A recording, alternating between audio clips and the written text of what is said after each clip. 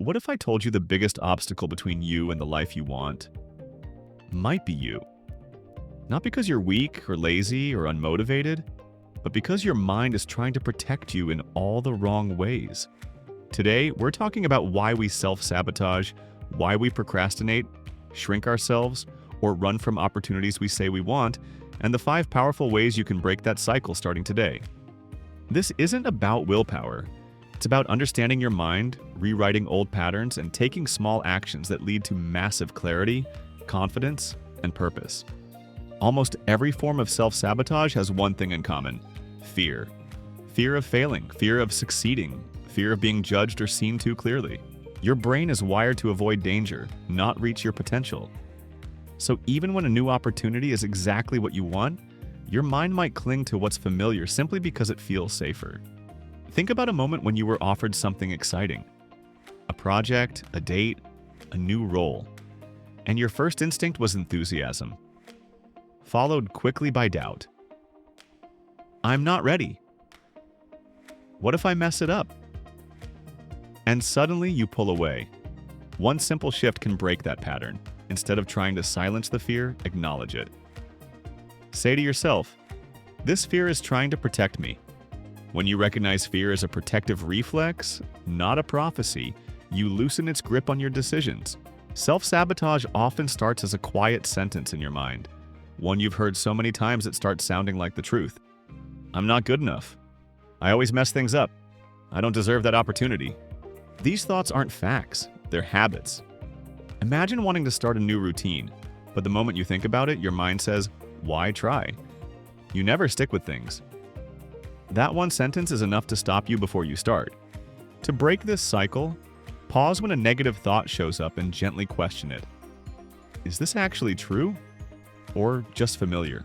Suddenly the thought loses its authority, and you regain the power to choose a different response.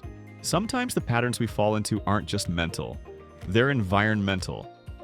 Your surroundings, your habits, your daily cues all influence your behavior more than motivation ever could. A cluttered space creates a cluttered mind.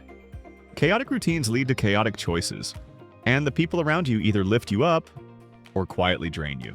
Maybe you want to be more productive, but your workspace overwhelms you.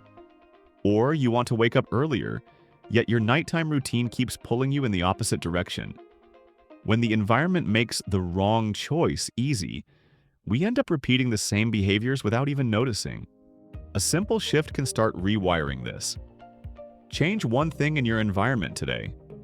Maybe it's clearing a single surface, deleting a distracting app, or setting up a 5-minute bedtime ritual. Small changes in your environment create big changes in your behavior. You can't grow by attacking yourself. Shame doesn't transform you. It traps you. Self-compassion isn't about letting yourself off the hook. It's about treating yourself with honesty, patience, and respect. The same way you'd treat someone you truly care about. Maybe you missed a workout or slipped out of your routine. One version of you says, see, you failed again. But a compassionate version says, okay, that happened. What made it hard? And what can I do differently next time? That simple shift from judgment to curiosity breaks the cycle of self-blame. Curiosity keeps you moving. Shame shuts you down. The truth is, big dramatic changes rarely last, but small wins, consistently repeated, can reshape your entire identity.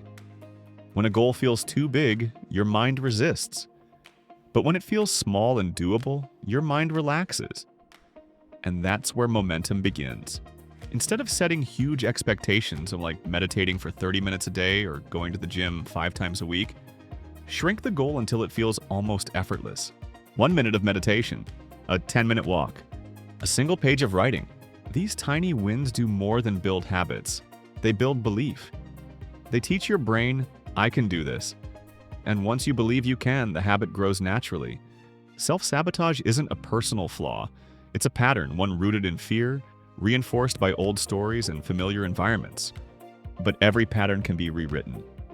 You rewrite it by acknowledging your fear instead of running from it, by questioning the stories you tell yourself, by shaping your environment so it works for you, not against you, by meeting yourself with compassion, not criticism, and by building momentum through small, realistic wins. With every small shift, you step closer to the life you're trying to create and the person you're becoming. Now I want to hear from you. Which of these 5 shifts will you start with today? Tell me in the comments. And if you want more videos on clarity, confidence, and personal growth, be sure to subscribe to Mind Reset.